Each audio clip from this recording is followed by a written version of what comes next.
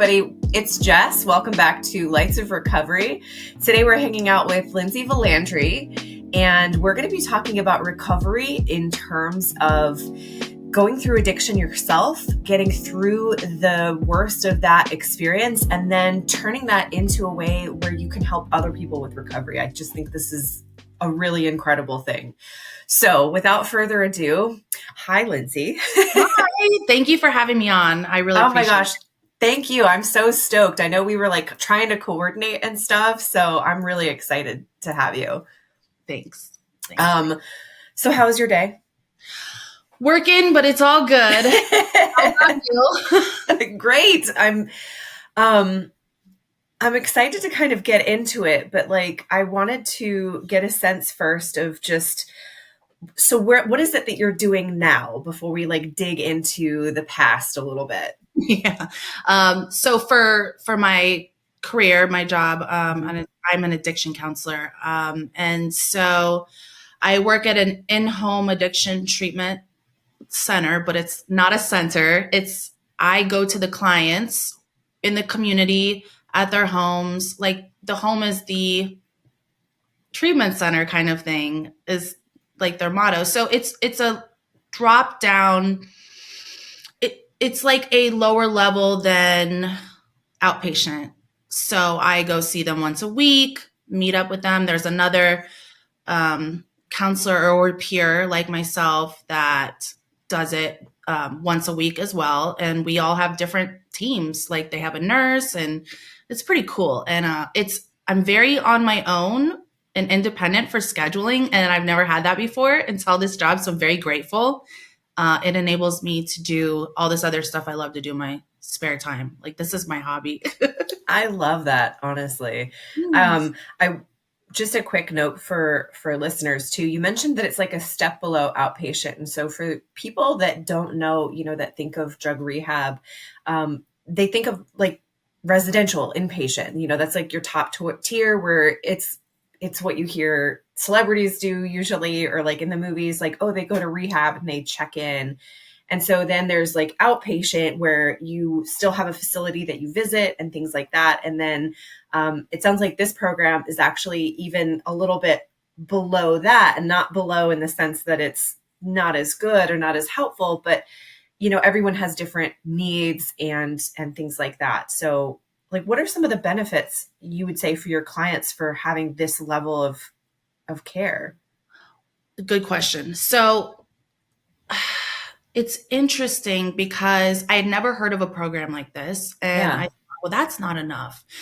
But when I started working there and I started seeing how everything worked, I was like, wow, this is something. I wish it would have been around when I was going through what I was going through, because when I had relapse, I didn't want to go back to treatment. It was like I had a kid. He was less than a year old, and I didn't know what I was going to do.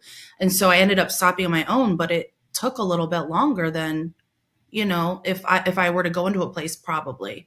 But so some clients don't even go to inpatient and they come to us. Some just go to detox and then come to us. Some do long-term treatment before they come to us. It's interesting. Awesome. Some don't even have heavy addiction or alcohol problems. They meet criteria, but it's, they're not as heavy to where they feel like they need constant groups or anything like that. So I think the advantage is really, it would have taken away my excuse to get help right away.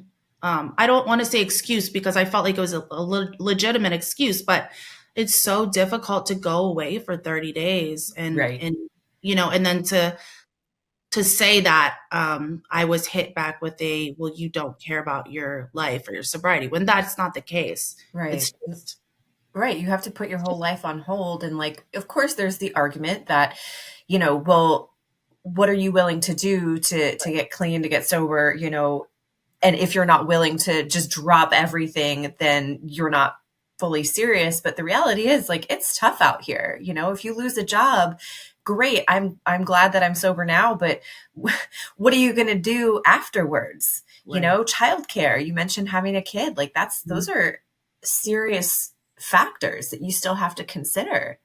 Right. And it changed my outlook because I did admissions for years before that. And I didn't understand. I was like, how come you aren't putting this first? Like, I was very naive, I guess, and didn't, because I didn't have a child at that time. And I was young, 23 years old, 24. And it was like, I didn't have any responsibilities, any job, nothing. Like, I just like full force treatment. I had that, I guess, I was lucky for that. But so now I just see all different levels. And what I really like about our program is that there's not one specific outline or program, meaning it's not against 12 step. It's not for 12 step. It's for whatever works for you. And I really admire that Mm-hmm. because when I get to work with clients, I don't tell them how I got sober. I don't tell them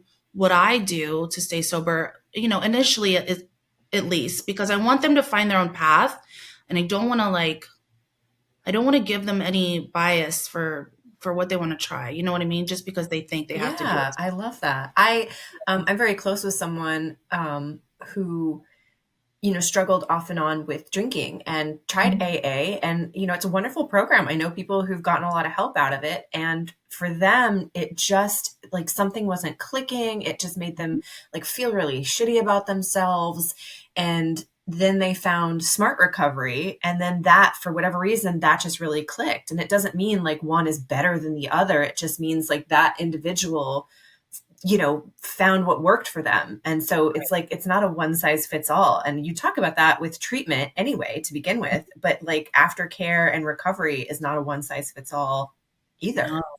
no. And I think that's kind of a big part of my message now that I didn't realize was even a big part of my message when I began um, working in treatment years ago. I was very for one way, and I saw that that was not of maximum benefit to others to try to make them fit into a category or this box and then blaming the person when it doesn't work for them. I mean, I didn't do Right. that, but that's just kind of how it seems to happen sometimes. And I don't like it. I want Right. everybody to be supportive of each other and in like my perfect land, it's like everybody's supportive of each other and it's like Right. you do what you do and we share how we got sober and that's just maybe I'm naive, but one day. Nah, I like it though. I mean, like they say, be the change. You know what I mean? Like, okay, maybe we'll never actually get there, but we can certainly make it better. I hope so. Yeah. So that's kind of the perfect segue, I guess, to talk about your story because I don't think we've actually really chatted about it. Like we've Mm-mm. talked a little bit, but wherever you want to start or whatever you want to talk about, I'd love to hear a little bit about kind of where you came from so that we can then talk about how you got sober and more of the I don't know, the focus on your recovery, your life now, the things that keep you going, your lantern lights, so to speak. Yeah, I love that. Where should I start? So I won't get into all the childhood stuff because there wasn't anything that was remarkable anyways. I just was an only child, close to my parents. I thought I had a picture perfect kind of childhood, whatever that means. I just didn't realize, there was no complaints. I didn't have any issues. I wasn't abused or anything. And um, I say that because a lot of people ask me, well, what was the reason you started using? Like, what happened to you? And I'm like, I don't know. Like, Right. I you feel like know, that's really common, and that's something that I I like to try to avoid here too, talking about because there's this element of like trauma porn that I think happens in the addiction community where yes, we got to talk about our hardships and our things, but there's this idea of like how extreme can I get with my yeah, like horrifying past and then the things that led to my addiction and how horrifying that became. And yes, it's all like really messed up. Absolutely. But right. like, I don't want to, focus too much on that. And, I don't either. and I think that's an important key thing too, where like not everyone's going to have that kind of a background. Mm-mm. And it doesn't make their experience any less valid or any, you know, it doesn't mean like, oh, well, then why you're not, you know, Right. I don't know. I know, and it doesn't make any sense to say that, but here we are, right? And people still, it's still like in the community, like you said. That's a good point. I haven't thought about that in a while. That's a very good point. So yeah, so you know, I didn't start drinking till I was in high school. I was 15, freshman year, and I drank for the first time at a homecoming football game, and I got wasted. I blacked out, and I got kicked out of school for the rest of the year. I went to a secondary school to where I was with everybody in the county, every high school student in the county that had also been kicked out of school because it's zero tolerance. So you drink, Wow. you drug, you fight, you're going to that school. Was this your first real run-in with getting in trouble or, you know? Yeah. Wow. So like 0 to 60, you went for it. Yeah. I had no idea what, Sure. I was such a, I don't want to say like good kid, but I mean, I just always followed the rules. Like if I got in trouble, I cried. I never got in trouble till like, well then, and then, you know, like senior year, like just skipping school sometimes, but like teenager things, like yeah, relatively innocent stuff, you know? yeah. But that was the big, so it was the drugs and alcohol that really, well, alcohol at first, that's where it started. And then it escalated to pills and pot and all that fairly quickly. But yeah. Interesting. So even despite like getting in trouble and that, oh my gosh, what was it? Was there just something that was like, that tickled your brain? Like, well, that was kind of fun. It was like, so I got in trouble, right? Like Sure. everybody in the school saw me and the cop come get me. And I remember like my mom had to come get me and I'm just like screaming, crying. Cause I remember like bits and pieces towards the end. Sure. And, you know, I didn't get in trouble from my mom. Like I got yelled at for like maybe a week or so, but I didn't get punished. Like, you know what I mean? So it's like consequences are, didn't have consequences really. So interesting. Yeah, that was kind of a theme throughout my life. And, but yeah, so the reason that I did drink was because I felt like it would make me fit in. I felt like I would fit in and that I just wanted to be part of like a group or friends, you know? Sure. And I had heard some girl talking about getting drunk at one of the football games before and drinking and like hiding it. And I was like, she's cool. Like I literally thought that. And I was like, all the guys are talking to her.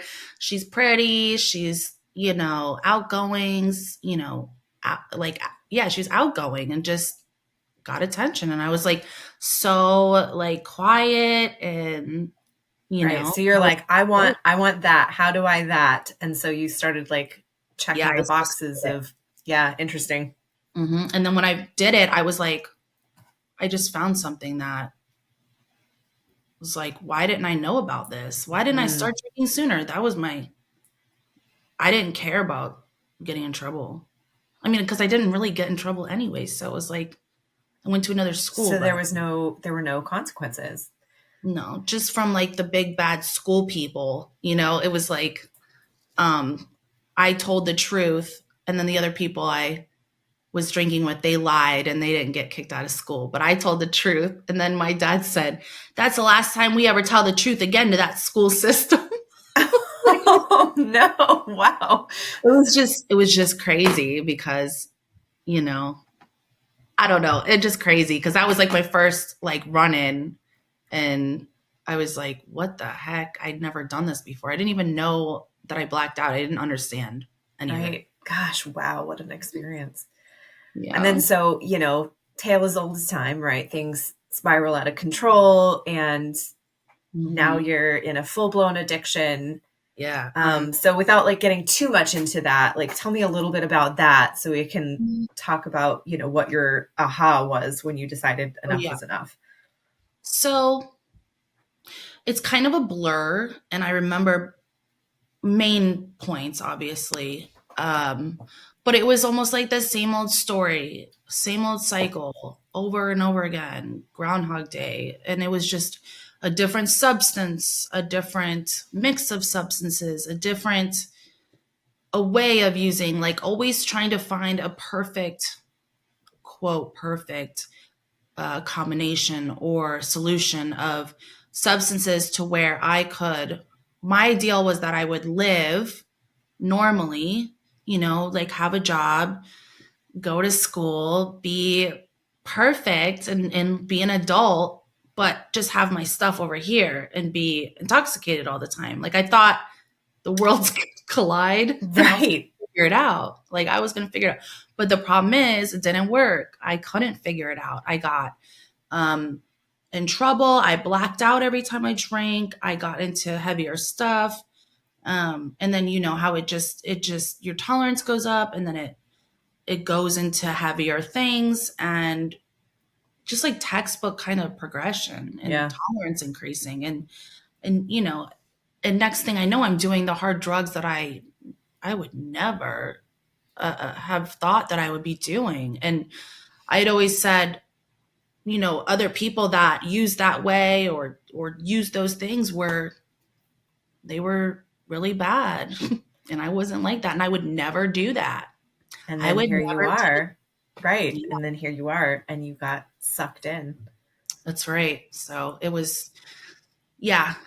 Well, what was the kind of the either the wake up call for you, or because I know for some people there's two moments. There's the wake up call where they're like, I can't do this anymore, but it doesn't necessarily, you know, end yet. They realize like this isn't working, but you're still kind of a slave to that cycle.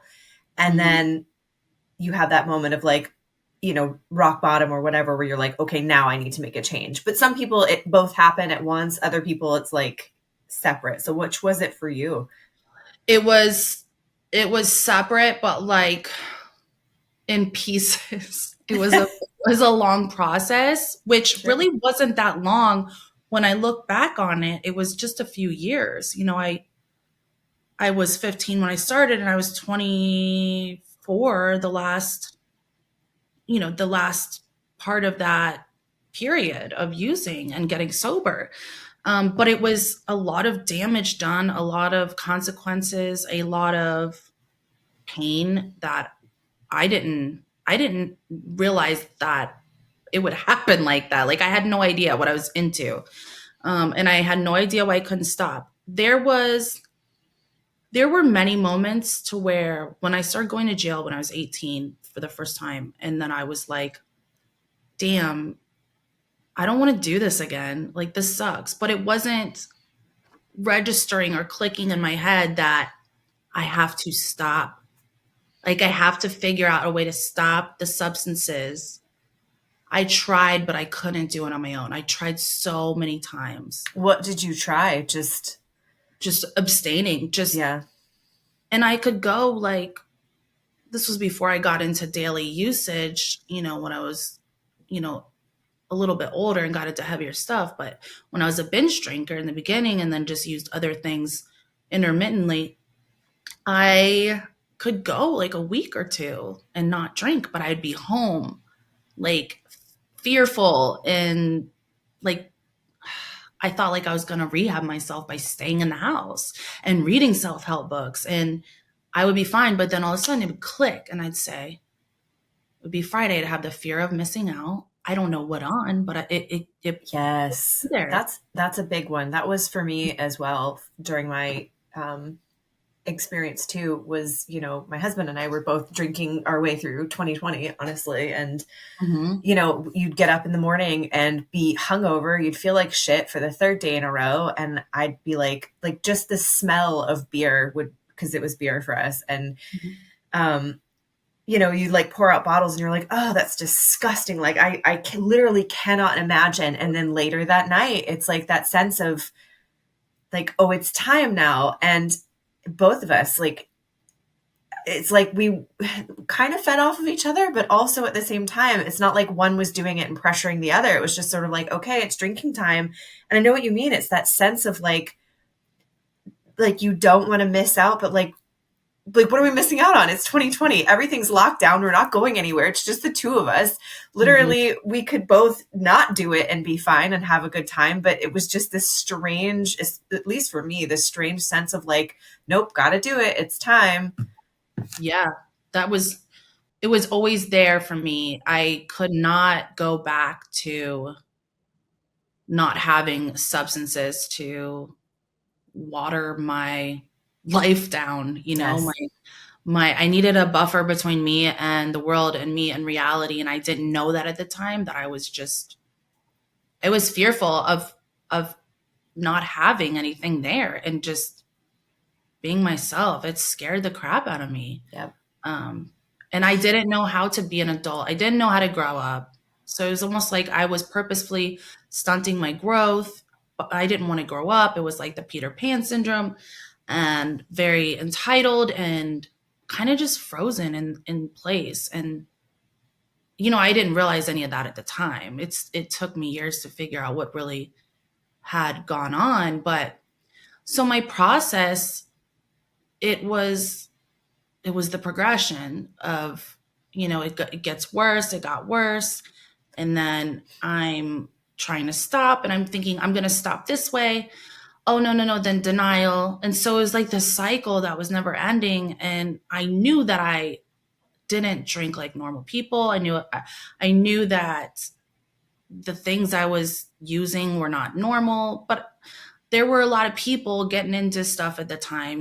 There was like the opiate crisis, and so a lot of people, it was just became normalized more and more, and it was scary. Right. It's this sense of like, okay, but is it really that bad? Because I know this person and they're doing it and they're not like as bad as maybe I imagined. And like, I think once you keep crossing those thresholds of, oh, I would never, it just keeps making it easier. And like first time you black out or first time, you drunk text someone and do something stupid, even like little things like that, you get behind the wheel of a car and should not have been driving and get home. And you're like, well, and you start like justifying these things to yourself. Like, well, is it really that bad? And it's, like, yes, but you like start convincing yourself that it's not. Yeah, it's totally, it's like my brain was hijacked, and I knew it, but I didn't. It's so strange to think about now, Mm-hmm.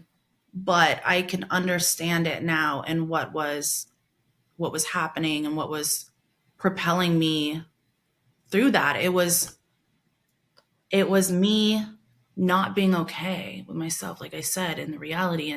And so I got to a point towards the end before I got sober to where I said to myself, like, I don't know, I can't live like this with, like, I realized finally it was like reality smacked me and it was like, you can't do this and this. You can't have your life and you can't have your substances or your masks, whatever I needed to get through at the same time. I was gonna have to choose one or the other. And it was like a grieving process for me. Mm. But another thing I should say is I went to prison when I was 23 years old. And so that was a year before I officially got sober, because I was in there for a year from 22, 23. And so it was a year I stayed sober. I was dedicated to staying sober. I didn't want to get anything while I was in there with the girls. They were doing whatever. It's very easy to get stuff. That's kind of what I heard when I interviewed Ashley. She was saying like sometimes it's easier to get in prison than it Yeah. is on the outside. Oh And yeah. so It's staying great. sober in prison, like some people have this concept that, well, you're in prison, like, so it's forced sobriety. And it's kind of the opposite. You got to really mean it. It was I was so done though. I really was ashamed of myself for the things I did to get there, and that I had done my whole span of drinking, to where, because I was one of those Dr. Jekyll and Mr. Hydes. I know a lot of people are, but I could not figure out why I was like that. I didn't understand. And it took me a long time to even understand. I thought I was this bad person. Oh, And, wow. so I thought if I would just remain abstinent while I was in there, when I get out, that's all I need. That's the treatment, right? Like I thought that. Turns out I didn't understand addiction yet. I hadn't been taught anything. I just thought abstaining, doing well, making the right decisions, I thought it was a moral thing, Right. A and lot of people think addiction is a moral failing. Well, you chose to get started or you chose to not quit, and therefore, you deserve everything that happens to you. And like, that's not, I mean, sure, there's consequences and accountability, but, like we talk about in the Addiction Help podcast with like Narcan and that kind of stuff. Like, oh you yeah, can't get help if you're dead. So, exactly. so knowing what you know now, what do you wish you would have known then? Like, not A that you lot. would rewrite history, because you give me the sense of somebody that you've been through what you've been through, and no regrets, keep moving forward. But like, what do you think that, maybe a better question is, what do you think you didn't understand that you do understand now? Good question. A few things. I didn't understand that. I thought I was bad for drinking and using. I didn't know what was going on. I thought I was unique. I didn't know there were other people that felt the same way. I thought there was something wrong with me or that I was crazy because I thought I have to have something wrong with me, because why would I say in the morning I'm not going to do this again, and then by noon or 3 p.m. I'm running off, and it's like somebody just hijacked my brain, and I'm like, this is not normal. I had no idea that other people experience the same thing, that have addiction issues. Um, and so I wish I knew that. Well, I would tell someone else if they didn't know and they're in that position. I'd say, you're not all alone in this. A lot of people have felt the same way and gotten help. What else I would say is that you can get through it, and it's not. I thought it would be impossible, but I just hadn't learned the tools yet. And so I try to tell people now too that, just don't give up. Just keep learning more about it. Learn more about, yourself and what's driving this, and your your recovery can take off. So it's just learning, I think, is huge. And there's something else, but I don't remember now what I was going to say. If it comes back up, we'll circle back to it. Very So good. then, what did you do? What was your like early recovery like? Did you enter a full rehab program? Like, what was that like for you? So when I realized when I realized that I couldn't keep going this way, because and this was after I went to prison and I got home, and it took me a week or two until I was back at it. I thought that I could just drink once or use once and go back to the low tolerance, or I don't know what I really thought, but I knew that I didn't feel good being clean and sober because I had no tools. I didn't understand, right? And so I thought the only thing that could make it better is, my whatever my stuff was at the time. So I remember, I got arrested again and went to jail after that. And then that was it. And I was like, oh my God, I got home and I'm like, I can't do this. I had a moment outside in my garage next to the dryer. I'm on the phone, trying to call somebody and get something. And I realized that what I said earlier, that I can't, this isn't this, I got to face it. Like, this isn't working. Like, I just Right. can't This is outrun it. not sustainable. Yep. And because the problem was that I had saw at the time was, if I'm not under the influence, all I think about is getting under the influence, when I'm going to be, when I'm gonna go get it, how I'm gonna recover, everything. I couldn't live normal, like a normal person with just using moderately. because there was no, I didn't have that middle. Like I didn't want that middle Like you anyway. couldn't go out and have like a glass or two of wine and then like go home and then it was just like, nope, we're here to party and we're just gonna go. Yeah. So I kind of think of that as, I guess, being fortunate that I could more clearly see that it wasn't working and I had dire consequences. It didn't entirely help me by having the bad consequences. I still took what I took, the time to and process, but I probably am fortunate that it happened. It probably would have happened much later if not, because I couldn't ignore it anymore. But I realized like I have to, if I'm gonna live, I can't be thinking about this all the time, because then what am I going to do? I don't have enough money in the world to be under the influence and stay under the influence. Is it? And honestly, I'd figured out that more, because I had more. I always had more, and it And it was was never never enough. no. Yep. I was Yep. still miserable, and it was like this isn't working. So And where did you end up going for? I went to treatment on the east coast of Florida. I went to Palm Beach, Nice.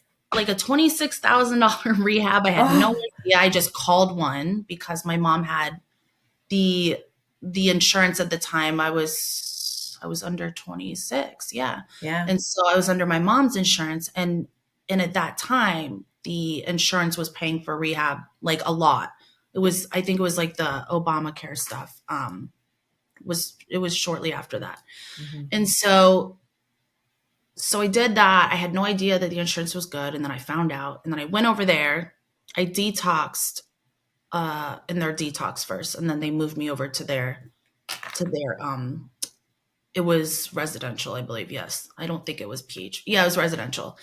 And so I did 30 days total, and then I didn't have my phone or anything, and I did well, and I really liked sobriety. Got introduced to NA and AA, and there were huge meetings out there. The recovery is huge out there, and Awesome. I was like, this is pretty cool. I would get dressed up and go to the Well, meetings. and something that you mentioned earlier that just kind of occurred to me is that's something I can very much relate to, where, you originally were modeling some of your behavior off of somebody that you were like, I want to be like them. You saw that they were outgoing, you were shy, you were quiet, you were a good girl. And like, I also struggled with that. And then, you found in a sense, and I think this is true for a lot of people, you find this like community in drinking and drugs and getting messed up and whatever, and it's a toxic community. Obviously we can preach all day on that, and that I think is what makes it sometimes hard to leave too, because of people.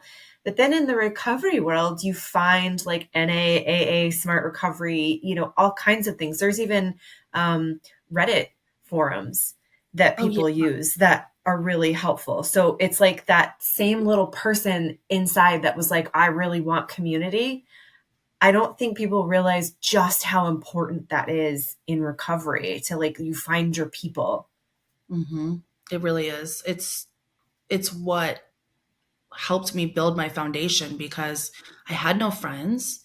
I was just, living in and out of jail, in and out of psych wards. I couldn't make it stop. I didn't want to be like that. I wasn't having fun. I didn't have friends. I just had people that were just there because they were doing the same thing as me. And so, we didn't like each other. And I knew I knew that I wasn't meant to live that life. Meaning, not that I thought I was better. It's just, it never felt like my real identity. It always felt like this is temporary. This is temporary. Um, it just kept going, It is a weird thing when I think Mhm. about it now, but I always knew I'm going to get sober. And so, yeah, so I realized how the meetings were there, and I was like, this is pretty cool.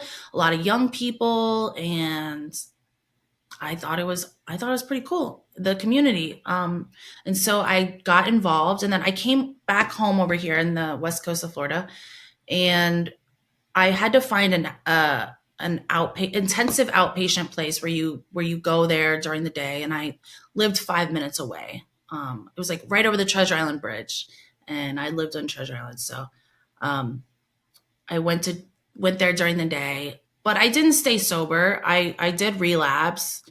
But then they helped me get right back up. And then I ended up staying inpatient at that place a couple months later because I would go 30 days, 60 days, and then, and I would, but I was not going to give up. I was like, heck no, man. Like, I this is love not that. getting me. Like, I kept pushing. I just knew that this wasn't it. And I was really involved in AA. That was my, So that was um, where you really started getting into the I want to be involved, I want to help other people too. Is that what you mean? not so much. Not, I didn't realize so much that I wanted to help other people until I got a little bit more stable. Mm. But the weird thing is for me is that before I even got into recovery or my problem had gotten really bad in addiction, I always had this thing to where I'm like, I want to be some kind of self-help person. I didn't know, but I was like, I want to be an addiction therapist. I don't know where it came from. It's so strange. Um, I don't know. I guess I don't know. It's just ironic. And so I just knew that like I wanted to do something, but obviously, things, I don't know, I couldn't stop. So you can't help others if you can't stop. Right. So that dream went away until I went to that treatment center and I stayed there. They made us go to AA at 7 a.m. and I was not happy and I was Oof. like a terrible client because I just didn't want to listen. And I did the sobriety stuff right, but not the listening. I had a problem with that. And when I had a year sober, I still when I left treatment, I was really involved in AA, and I don't think I would have made it otherwise. Only because I needed constant like routine change, like new people around me, positive people around me. It made all the difference to me because I was going from such a bad, intense habit to nothing, and I didn't know how to live. I had no idea what I was doing. Right. You have no routine. Well, you do. Your routine is like just, it's all bad, toxic stuff. Yeah, So when I you change, it's like, it's like you don't know what you don't know. right. I had no idea how to even be an adult, and I learned that in the rooms. What else happened? So I got really involved. I was chairing meetings. Like I really like my personality is like when I get so obsessed, hyper obsessed and hyper focused. And so like in school, I was always the teacher's pet and I didn't get in trouble, like I said. And so an AA was like, this is where my time to shine, baby. And like, because I was like, oh my God, I'm good at being sober. After I started getting some time and I'm like, oh my God, like, and Like, I'm nailing this. Like, good for me. I yeah, I can never do done this. anything in my life that I really did on my own. So it was like, oh my gosh, like this is something that I didn't quit. Everything else in my life before that, it was like too hard. Nah, I don't have to do that. It didn't matter. I had no consequences. I didn't have to grow up. But I didn't know that. I didn't understand any of it. But so I felt like I was learning how to live and I got into everything really hardcore. I got a job at that rehab. The owner offered me a job after a year. He told me when I was in treatment, he said, if you can go a year without using, we will hire you here. And I was like, you're full of crap. And he's like, no, we really will. And so he was at the owner and his brother, the other owner, were at an A meeting that I was at, and they had known that I went and everything, and I had like just gotten a year sober, and they're like, "Hey, we're opening up a girl's house on the beach here, and we need a woman to be the house mom. What do you think?" And I'm like, huh? They're like, yeah, Wow. you live here and do all that. And I was like, sure. I didn't care how much I got paid. I didn't get paid like anything. But they supported me with housing and I got to learn. And it's hard to get a job in treatment a lot of times. So I jumped at it and That's so awesome. And then yeah, from there, it just sort of spiraled positive spiraled into this, now your career. Like, this is what you do for a living. This is Yeah, I never thought that I could actually achieve my dreams. It's so crazy what happens when, because it was just, I wasn't used to setting a goal and accomplishing that goal. It just didn't happen. I just didn't ever follow through. So it was like a whole new Lindsay. And, I started keeping my promises and commitments, and it was just a whole evolution. And I am so grateful, because I think about it now, how the way that things worked out and just like we're always right in place. It's pretty wild. Like something greater was going on that I didn't realize, I love that. It was What was your first moment where, like, probably in early recovery, where you went, okay, yes, this feels good. It's like you take that sigh of relief. There's a light at the end of the tunnel. Like, Mhm. When I was in treatment at that place, Footprints, I remember sitting up in the bed and in the treatment house or whatever, and I was like, what? Like all the static in my head, I don't know how to describe it. It was like everything stopped. And I was like, oh, what is wrong with me? What really happened? And I didn't know it till later, till I asked someone a long time sober. And I said, I just felt okay. It was like a rush over me of like, hey, you're okay right where you're at. I stopped, like, it was like I wasn't trying to be anywhere else. Like I was never right where I was. There was yeah. always something going on, you know? And that was the first time. And they're like, that's serenity. And I was like, what? That's so cool, though. That's Yeah. very true. That moment of just Crazy. that I had no calm idea. and that presence. Hmm. And yeah, and the thing is too, like I got burnt out. Working in treatment is hard. But it was worth it to me. And I just figured out how to implement self-care into my routine, and I tried many times, and and then I finally figured out how to do it. I mean, it's taken me years. It was 2014 when I started working in treatment, and so just the past few years I've learned how to really balance. So it's taken me a while. Yeah, no kidding. So you've been at it Yeah. for, so how long have you been sober? Well, I initially got sober in 2013, the beginning Uh-huh. of 2013, February. And then I had 3 years relapse and came back in 2016. Good for So you. That's so awesome. Congrats. thanks. So, what would you say for anybody that's listening that maybe is in the early stages of recovery, later on in their recovery, that they want to get involved? They want to find ways to not necessarily do exactly what you do, because you've had to take classes and schooling and training and things, but like, how would they go about finding out how they can help and give back to the community? It depends on what they want to do, but I would say, well, I always do say this to people that want to work in treatment. I'm like, that's great. And I love that. That's what I did. But it's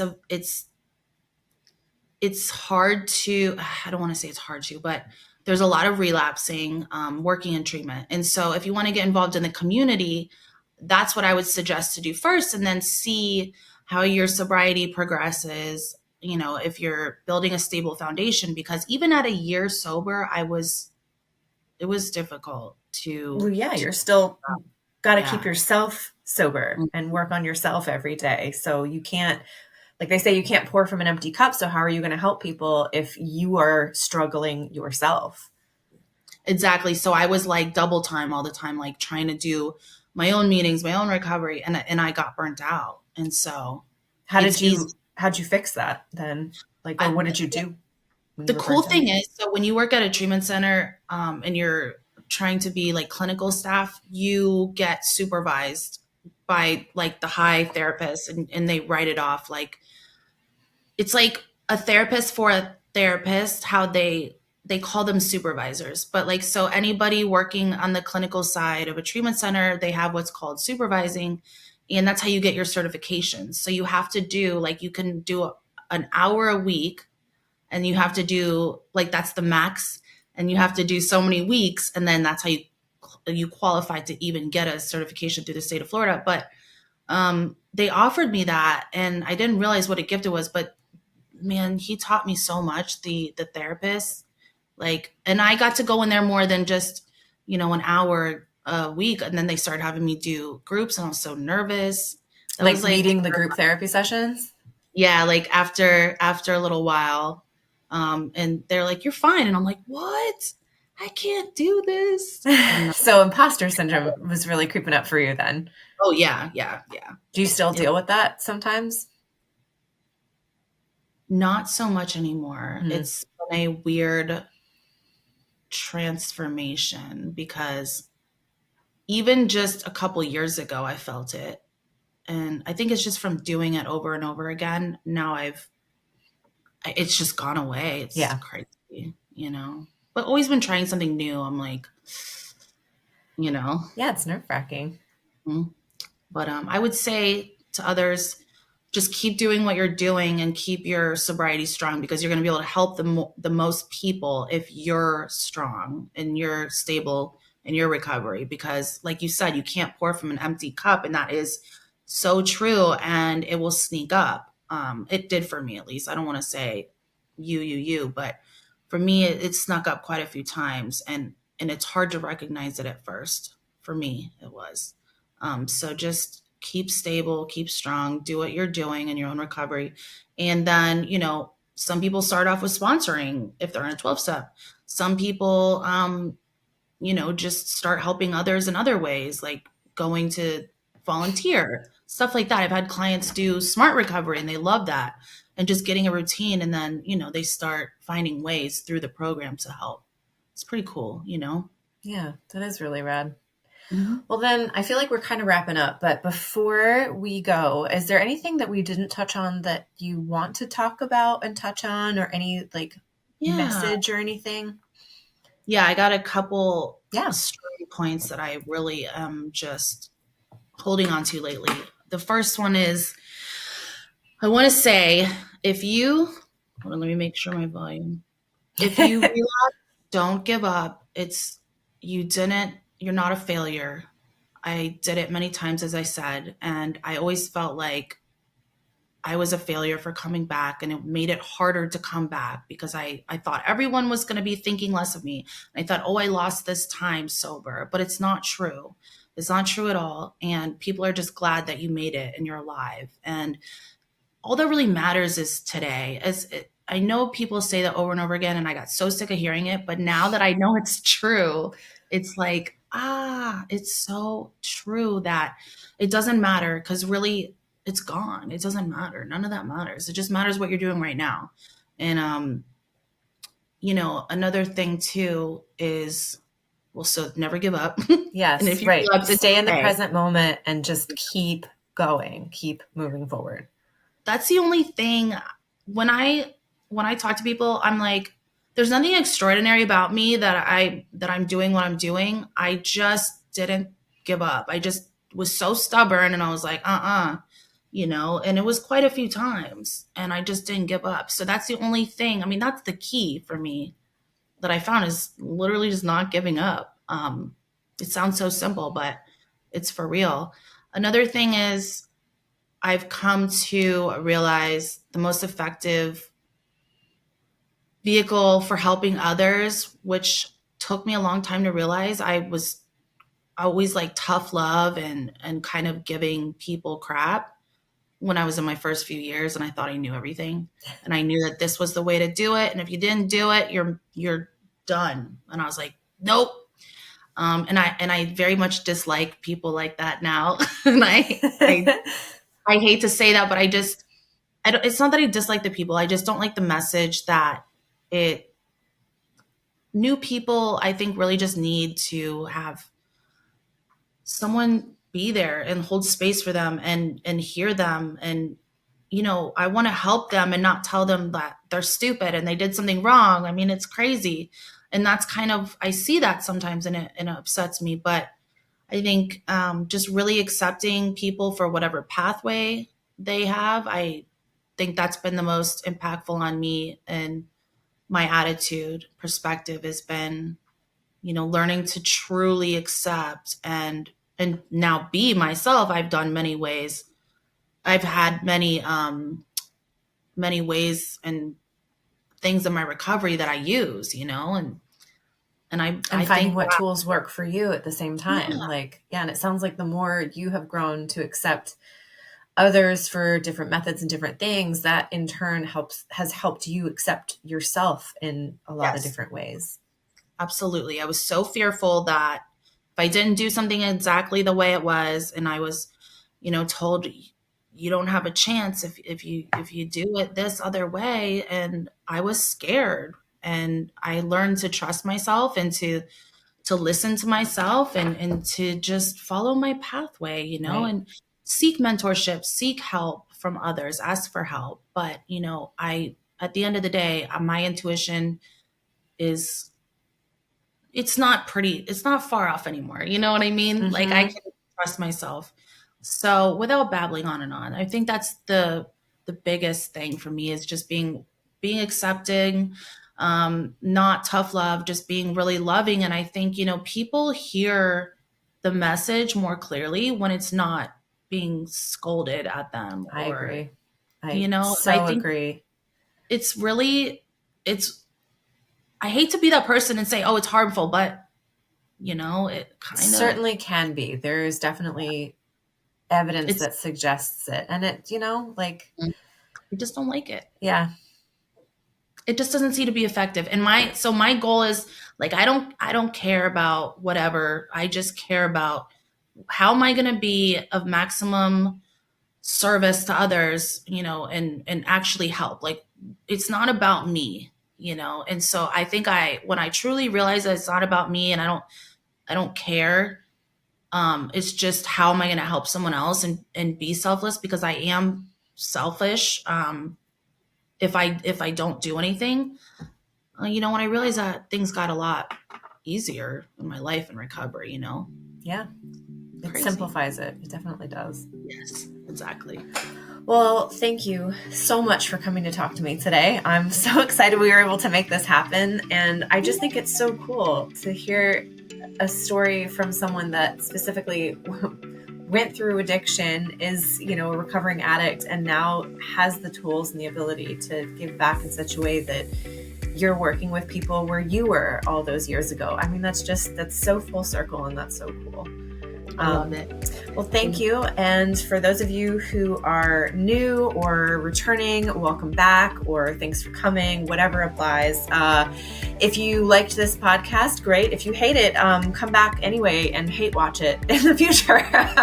Just like and subscribe so that we can keep producing the great content that you guys like. And I guess that's it. Thanks for joining us, and we will see you next time.